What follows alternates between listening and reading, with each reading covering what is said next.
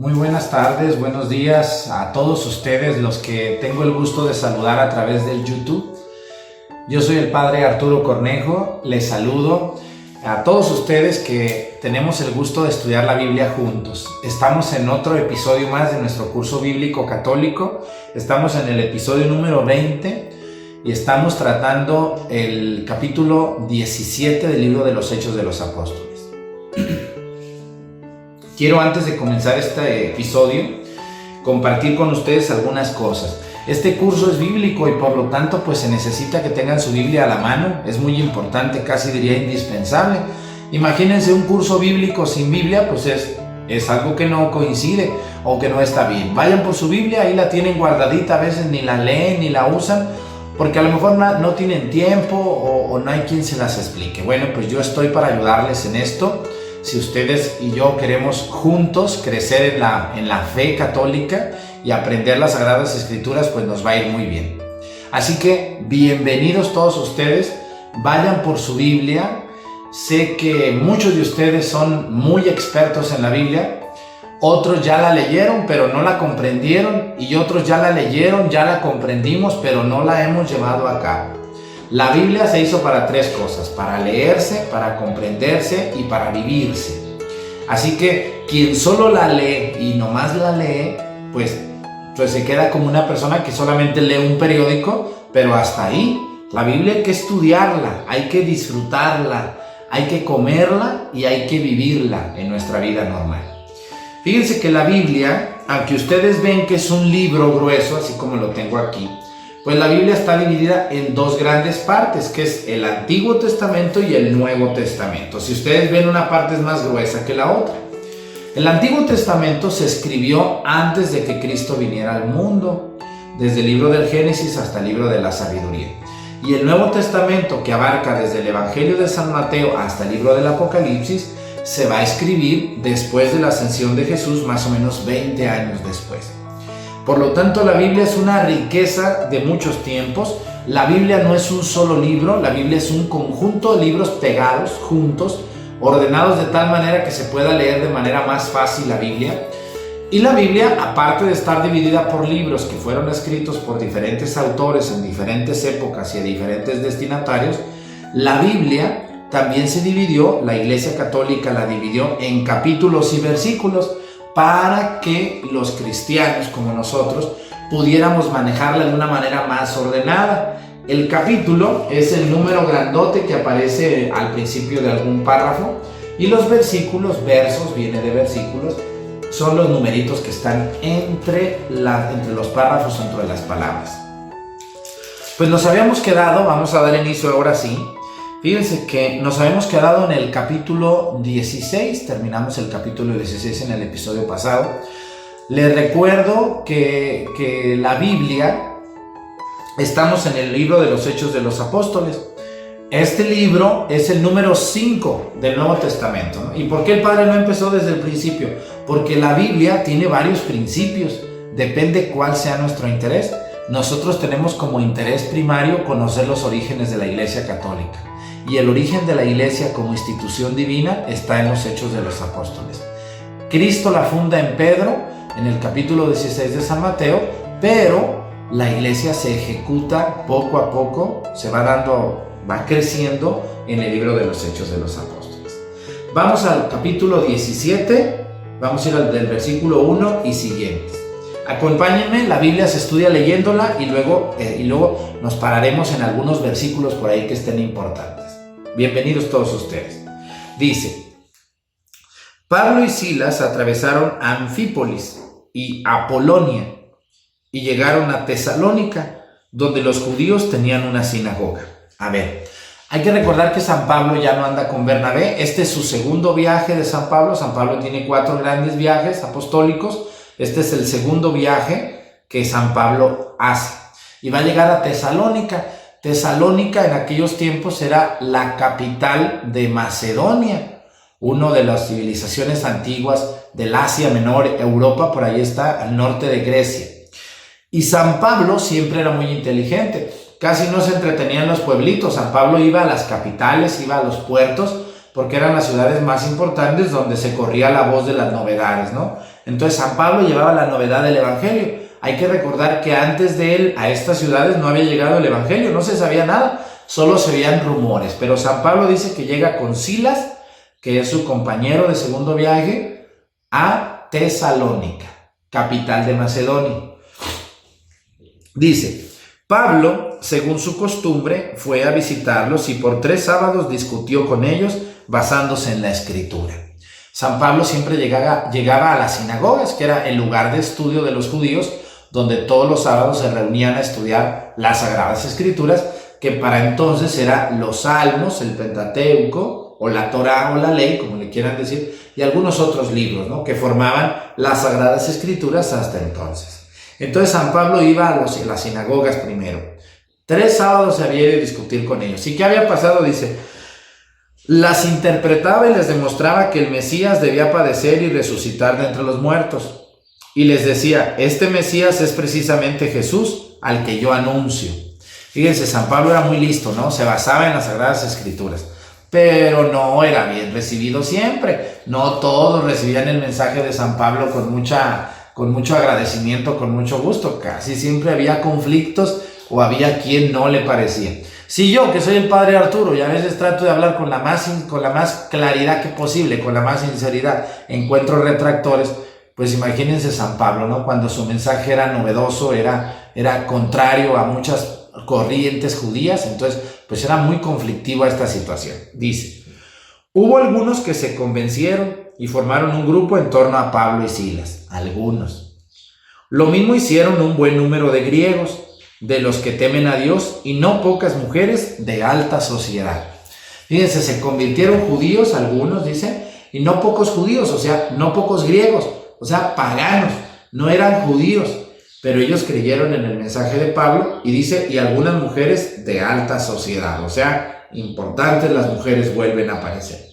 Vamos al versículo 5, dice, los judíos no se quedaron pasivos, reunieron a unos cuantos vagos y maleantes. ¿Cómo ven? Reunieron a vagos y maleantes, dice.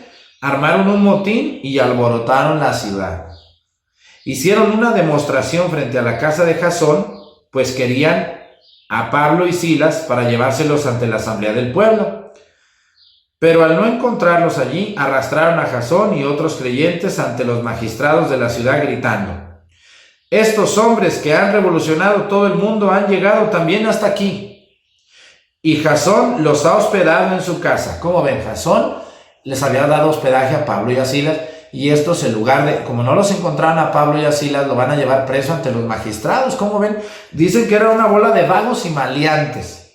Dice, y trajeron cosas que no estamos de acuerdo. Luego dice, todos ellos objetan los decretos del César, pues afirman que no hay otro rey que Jesús. Hay que recordar que en los tiempos de los romanos, el César no era rey, era casi Dios.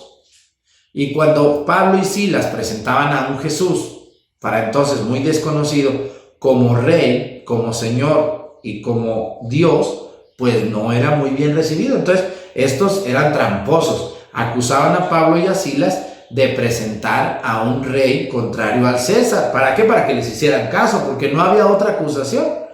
Vamos a ver qué más va a pasar. Estamos en el versículo 8.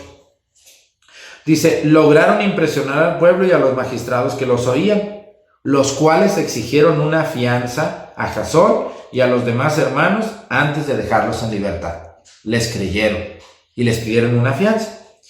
Aquella misma noche, dice, los hermanos enviaron a Pablo y a Silas a la ciudad de Berea. Es decir, no pegó bien ahí San Pablo en Tesalónica, tuvo muchas dificultades. Y yo como sacerdote se los digo con mucha sinceridad, hay pueblos donde va uno que pues nomás la gente no responde, no les interesan las cosas de Dios, o hay una bolita por ahí de personas que tienen acaparadas las cosas de Dios, que no permiten que nadie predique, que nadie enseñe, solo ellos. No sé si sea el caso de algunos lugares donde ustedes viven, yo creo que sí. Y me da mucha tristeza decirlo porque así es en muchos lugares. San Pablo dice que, pues como tuvo problemas Jasón, lo que hicieron fue mejor mandarlos a otro lugar. Dijeron, ya no vengan aquí porque la gente no los va a recibir. Mejor váyanse a otro lado, no les vayan a hacer alguna maldad. Y dice que se fueron a la ciudad de Berea. Vamos a ver qué pasa en Berea, dice. Al llegar se dirigieron a la sinagoga de los judíos. Estos eran mejores que los de Tesalónica, dice, y recibieron el mensaje con mucha disponibilidad. Fíjense, en Berea recibieron a Pablo, a Silas y sobre todo el mensaje de Jesús con mucha disponibilidad. Diariamente examinaban las escrituras para comprobar si las cosas eran así. Un buen número de ellos abrazó la fe y entre los griegos algunas mujeres distinguidas y también bastantes hombres. Recibieron muchísimas personas el mensaje en Berea y dice que muchos hombres, pero también algunas mujeres distinguidas. Vuelve a aparecer, si ustedes ven, anteriormente dice mujeres de alta sociedad en Tesalónica y en Berea dice y mujeres distinguidas, ¿no? O sea, no eran cualquier mujer, eran mujeres de dinero, importantes en cargo, esposas de magistrados, no sabemos, pero algo parece que iba por ahí.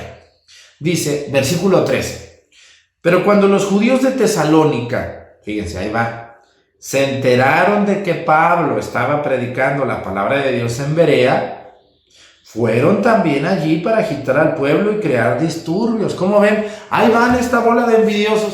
¿Qué les importa si Pablo ya no estaba en Tesalónica? Pablo ya estaba en Berea, pero ahí van, dice, que incitaron al pueblo para contradecir a Pablo, dice, y crear disturbios. Inmediatamente, dice, los hermanos hicieron salir a Pablo hacia la costa, mientras Silas y Timoteo se quedaban en Berea. Vuelve a aparecer Timoteo, es un dato muy importante.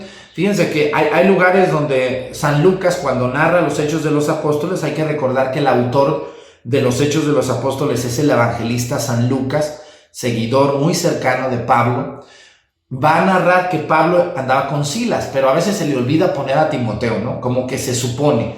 Pero aquí lo vuelve a poner. Quiere decir que Timoteo andaba en todos estos lugares con ellos, pero a veces no lo pone a Timoteo. Aquí dice que cuando los hermanos de Berea se dieron cuenta de que estas personas habían llegado a agredir a Pablo, mejor lo sacaron y lo mandaron a otro lado, dice, y se quedaron nomás Silas y Timoteo un tiempecito. Lo sacaron de emergencia a Pablo. No vaya a ser que estos malvados le quieran hacer algo, ¿verdad? Fíjense lo que va a pasar. Dice, a Pablo lo hicieron salir hacia la costa, mientras Silas y Timoteo se quedaron en Berea. Los que acompañaban a Pablo lo llevaron a Atenas y después regresaron a Berea con instrucciones para Timoteo y Silas, de que fueran a reunirse con él lo antes posible. A San Pablo lo van a llevar a Atenas. Hay que entender muy bien que vamos a ubicar bien lo que es la ciudad de Atenas antes de continuar. Atenas ahorita es la capital de Grecia, pero en aquel tiempo hay que entender que el Imperio Romano estaba consolidándose. Todavía no estaba en su auge. El Imperio Romano había superado ya al Imperio griego de Alejandro Magno. Y hay que recordar que Atenas va a ser la capital del Imperio griego. De todo el Imperio griego, Atenas era la capital. Era la capital política, artística, cultural y de la sabiduría. Y Atenas no era cualquier ciudad. De hecho, en el Imperio Romano, Atenas ya no era la capital política, pero la capital cultural sí. Ahí vamos a encontrar a los grandes pensadores, las grandes artes, las grandes ciencias del tiempo, de esos tiempos estaban en Atenas. Por lo tanto, Atenas estaba llena de intelectuales. No vivía cualquier gente que nomás trabajaba. La mayoría de las personas eran personas cultas, preparadas, tenían capacidad y sabiduría necesaria para enfrentar cualquier cosa que viniera. Entonces, Pablo se va a encontrar a uno de los retos más grandes de toda su predicación. Llegar a una ciudad donde las personas tenían capacidad y tenían sabiduría de lo que pasaba. Esto es muy importante que lo sepan, ¿eh? Pablo va a llegar a la capital de la sabiduría, a la capital de la ciencia y a la capital de la filosofía y de las artes. Aunque Roma ya era la capital política, sin embargo, Atenas, por haber tenido toda esta herencia griega, seguía siendo la capital cultural, donde había personas muy distinguidas en cuanto a conocimiento estamos hablando. Entonces Pablo llega a Atenas y les dice, ya cuando puedan rápido me mandan a Silas y a Timoteo. Vamos a ver qué pasa con Pablo en Atenas. Estamos en el capítulo 17, versículos 16 y siguientes. Vamos al versículo 16. Síganme en su Biblia, por favor. Dice, mientras Pablo los esperaba en Atenas, su espíritu hervía viendo a la ciudad plagada de ídolos. A ver, ¿qué quiere decir esto? ¿A ustedes sienten que la sangre les hierve? ¿Sí o no han sentido esa situación? Cuando tienen una impotencia ante una situación que no pueden cambiar y la están viendo, pero no pueden hacer nada. San Pablo tenía una impotencia contra los ídolos. Vuelvo a distinguir. Ídolo no es una imagen religiosa como tenemos aquí al Sagrado Corazón de Jesús.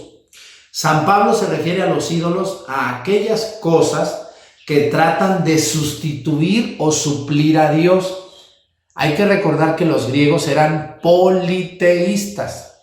Tenían el dios del dinero, el dios de la fertilidad, el dios del mar, el dios del aire, el dios del vino, el dios de la fortuna, el dios, todo lo tenían. Eran politeístas. Politeísmo es polis, muchos dioses, eso quiere decir politeístas. San Pablo se sorprendió de la cantidad de ídolos que tenían. Tenían muchos dioses con minúscula. Nosotros los católicos que tenemos imágenes en nuestras iglesias no son ídolos. Quítense eso de la cabeza porque los hermanos separados de esto se agarran para criticarnos.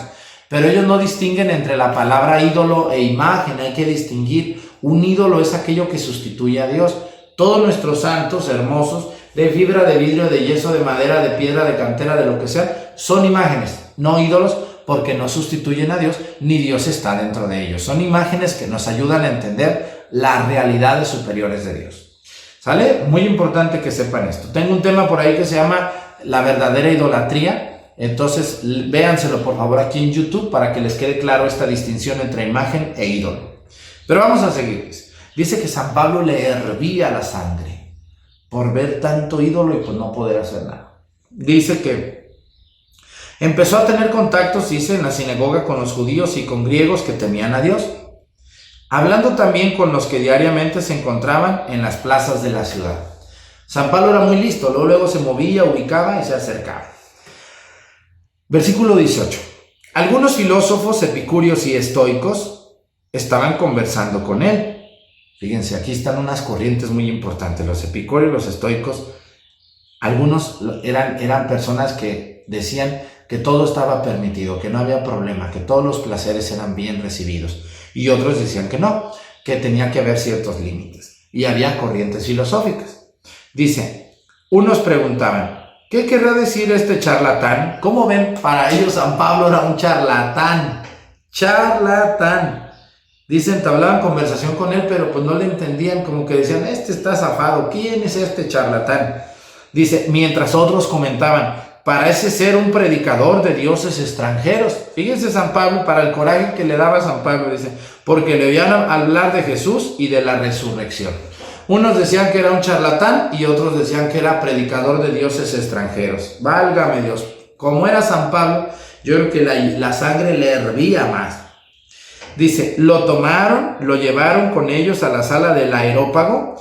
El Areópago era un lugar de donde se daban discursos filosóficos, donde se proclamaban poesías, donde había grandes oradores. Entonces lo van a llevar a San Pablo al Areópago, dice, y le preguntaron, ¿podemos saber cuál es esa nueva doctrina que enseñas? Explícanos, queremos saber esa doctrina nueva. Dice, nos zumban los oídos con esas cosas tan raras que nos cuentas. ¿Cómo ven? Y nos gustaría saber de qué se trata. Me zumban los oídos. ¿Sí han oído ustedes que les zumban los oídos porque tienen curiosidad o porque no entienden lo que está sucediendo? Eran personas muy preparadas, no era cualquier gente, los atenienses. Entonces le preguntaron, a ver, explícanos de qué corriente tú nos te estás hablando. Dice, Se sabe que para todos los atenienses y los extranjeros que viven allí no hay mejor pasatiempo que contar o escuchar las últimas novedades. ¿Cómo ven? Pues se parecen muchos pueblos, ¿verdad? Hay mucha gente que nomás está a ver qué chisme escucha. No sé si ustedes conozcan algún pueblo así, donde la gente se reúne a contar chismes de los demás o cosas nuevas que llegan. Pues cualquier parecido con la realidad es mera coincidencia. Dice, a los atenienses nos gusta, dice, como pasatiempo escuchar las últimas novedades. ¿Cómo ven? Dice, entonces Pablo se puso de pie en medio del areópago y les dijo, ciudadanos de Atenas, veo que son personas sumamente religiosas. San Pablo se los estaba barbeando. Dice, mientras recorría la ciudad contemplando sus monumentos sagrados, he encontrado un altar con esta inscripción. Todos los dioses que no son dioses, que eran ídolos, tenían abajo una inscripción. El dios del vino, el dios del dinero, el dios de la fertilidad, el dios del mar, el dios del aire, tenían la inscripción. Dice, pero al andar yo viendo todas estas imágenes, dice, estos ídolos, dice, me encontré un altar con esta inscripción, al Dios desconocido. Fíjense, San Pablo encontró al Dios desconocido. Dice, pues bien, lo que ustedes adoran sin conocer es lo que yo vengo a anunciarles. San Pablo era muy listo. Dijo, pues esta inscripción que dice al Dios desconocido, dice, yo les vengo a predicar a ese Dios que ustedes adoran sin conocerlo. Se los vengo a dar a conocer. Era muy listo San Pablo.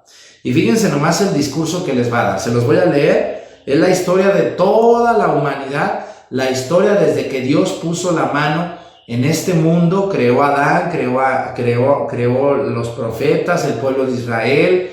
Todo va a aparecer aquí. Vamos a escuchar con atención. Síganme por favor en su Biblia porque voy a leer todo el discurso seguidito. Ahí va.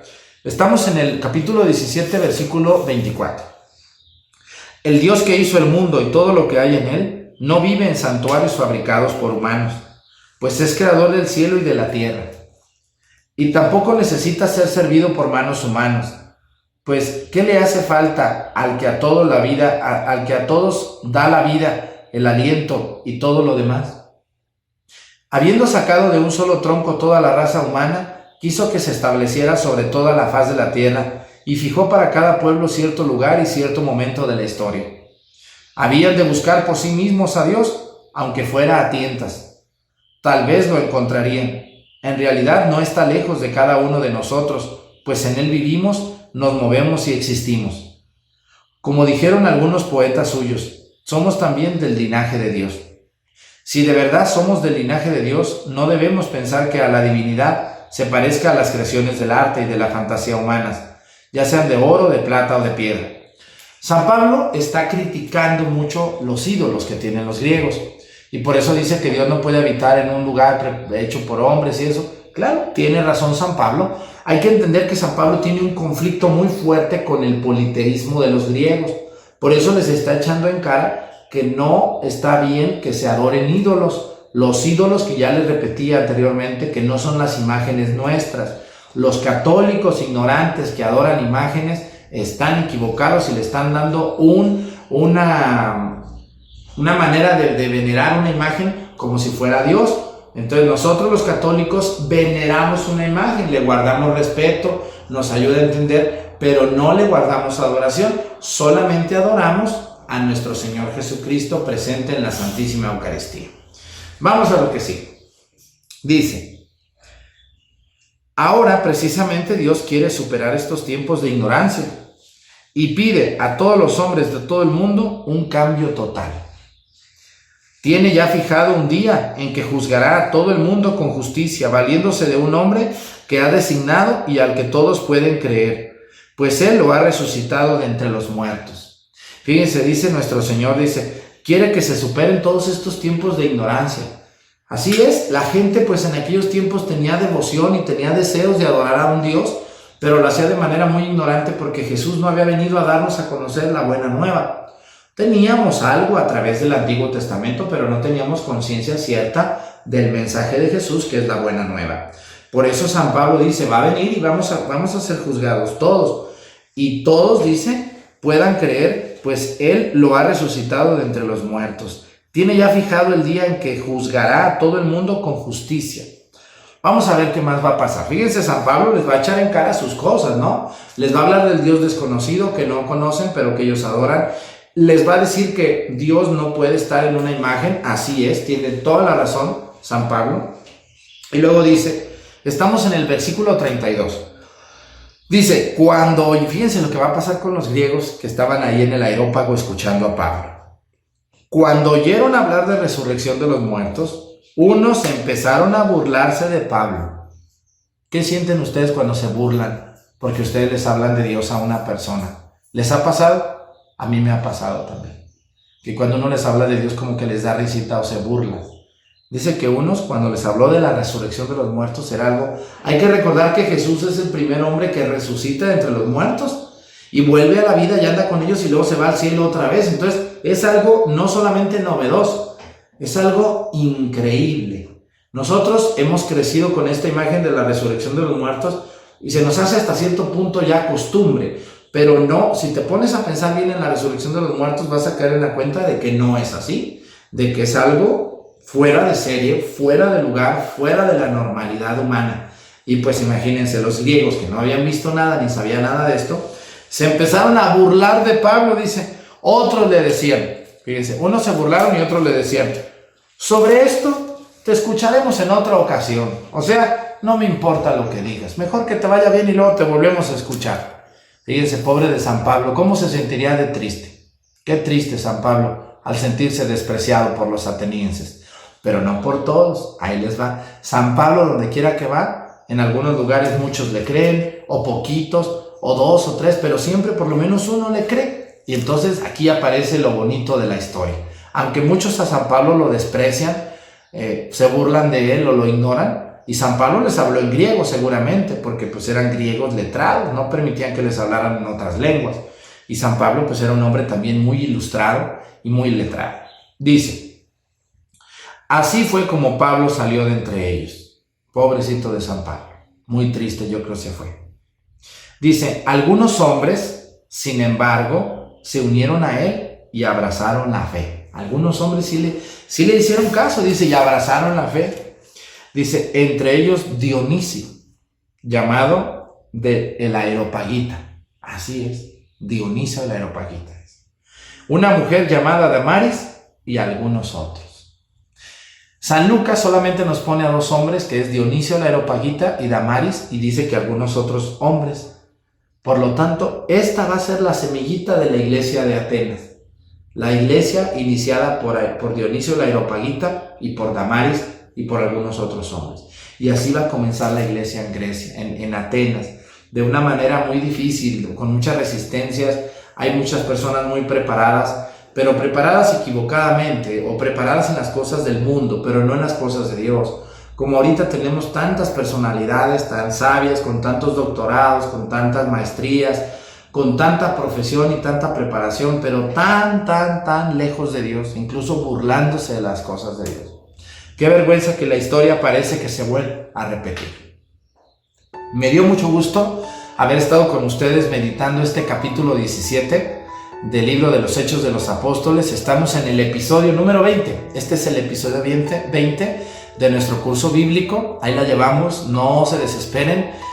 Si no le entendieron algo de esto, regrésense el video y vuélvanlo a ver con calma. Yo les invito, muchachos, muchachas que tienen al alcance de ustedes el YouTube, muéstrenselos a sus padres, a sus madres, a sus abuelas, a sus tías, que tienen mucha fe en Dios y que tienen ganas de aprender a leer la Biblia. Y ustedes no se olviden de comprar su Biblia, de tenerla a la mano y acompañarme en esta aventura de los cursos bíblicos. Tengo otros videos también aquí en mi canal que subimos con emoción y con alegría para que ustedes crezcan en la fe. Lo único que yo busco como sacerdote es que ustedes conozcan su fe católica, crezcan en ella y sean mejores hijos y servidores de Dios. Les agradezco mucho los donativos que me mandan vía por el chat de aquí de YouTube o por algún depósito, alguna cuenta bancaria que aparece al final. Es para mejorar nuestras transmisiones y nuestro equipo. Muchísimas gracias. Entre ustedes hay personas muy generosas y amables. También les quiero platicar que vamos a seguir con el curso bíblico de toda la Biblia. Ahorita vamos a terminar primero los Hechos de los Apóstoles y vamos a continuar con otra parte de la Biblia muy interesante. Quiero invitarlos también a que se suscriban, porque de esa manera les llegan las notificaciones. Cuando vamos a subir un nuevo video, les avisamos. Suscríbanse, ahí aparece arriba, suscribirse en mayúsculas, apriétenle ahí y apriétenle a una campanita que aparece a un lado, que eso les va a mandar alertas cuando subamos una nueva imagen. Yo manejo celular, pero a veces es complicado contestarles. Sin embargo, si me escriben por WhatsApp o por mensaje de texto, todas las noches los contesto. Mi número de celular o WhatsApp es 7471-277621. Que Dios nos bendiga a todos, nos guarde de todo mal y nos lleve a la vida eterna en el nombre del Padre y del Hijo y del Espíritu Santo. Amén. Sagrado Corazón de Jesús, en vos confío. Saludos para todos.